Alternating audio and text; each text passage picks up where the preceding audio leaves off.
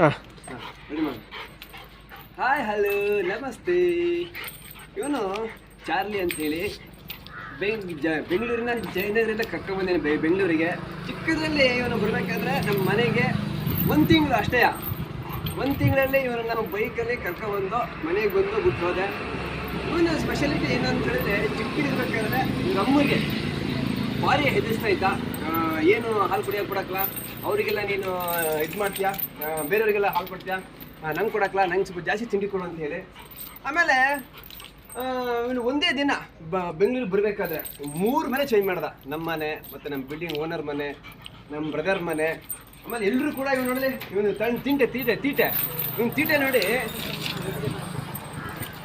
ತೀಟೆ ನೋಡಿ ಯಾರು ಹಿಡ್ಕೊಳ್ಳಿಲ್ಲ ನೋಡಲಿ. ಸುಮ್ಮನೆ 5 ನಿಮಿಷನೂ ಕೂಡ ಇವನು ಸುಮ್ಮನಿರಲ್ಲ ಎಲ್ಲ. ಅವನು ಅದಕ್ಕೆ ಬೇಡ ಸಖತ್ ಆರ್ಭಟ ಮಾಡ್ತಾನೆ, ನನಗೆ ಭಯ ಆಗುತ್ತೆ ಅಂತೆಲ್ಲ ಹೇಳಿ ಆಮೇಲೆ ಲಾಸ್ಟಿಗೆ ಫೈನಲ್ ಆಗಿ ಸಾಯಂಕಾಲ ಬೆಂಗಳೂರು 6 ಗಂಟೆಗೆ ಹೊರಟು ಆಮೇಲೆ ಊರಿಗೆ ಕರ್ಕೊಂಡು ಬಿಟ್ಟೋದೆ ನಾನು.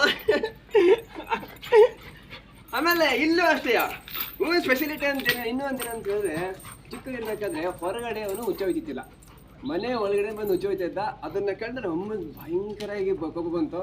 ಇವನು ಮನೆ ಒಳಗಡೆ ಹುಚ್ಚ ಹೋಯ್ತಾನೆ, ಹೊರಗಡೆ ಹುಚ್ಚ ಎಲ್ಲ, ಮೊದಲು ಕರ್ಕೊಂಡು ಹೋಗೋ, ಇವನು ಈ ಥರ ಯಾಕೆ ಕರ್ಕೊಬಂದೆ ಇವನ ಚರಿಯ, ನೀವು ಬೆಂಗಳೂರಲ್ಲೇ ಇಡ್ಕ ಅಂತ.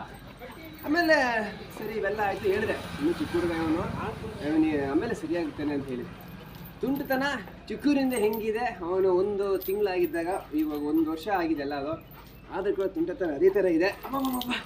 ಇವನು ಹಿಡಿದು ನಿಲ್ಸಕ್ಕಂತೂ ಆಗಲ್ಲ. ಇವನ್ನ 4 ಜನ 5 ಜನ ಬೇಕೆಲ್ಲ. ಅವನು ಒಬ್ಬೊಬ್ಬ ಹೇಳಿ ಏನು 5 ಜನ ಹಿಡಿಬೇಕು. ಹುಲಿ ಥರ ಇದೆ. ಸರಿ ಅಂತ ಹೇಳಿ ಮಾತು ಕೇಳಕ್ಕಲ್ಲ ಅಲ್ಲಿ. ಓಕೆ, ಇದ್ರ ಬಗ್ಗೆ ಹೇಳ್ತೀನಿ ನಾನು. ಇದಕ್ಕೆಲ್ಲ ಹ್ಯಾಂಡಲ್ ಮಾಡೋದು ಯಾರು ಗೊತ್ತಾ?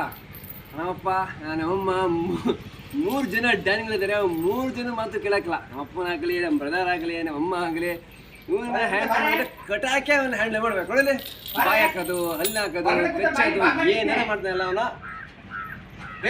ಇವನು ತುಂಟ ಅಂತ ಹೇಳಿದ್ರೆ ನಂಬರ್ 1. ಓಕೆನಾ? ಓಕೆ, ಬಾಯ್. ಸಾಕು.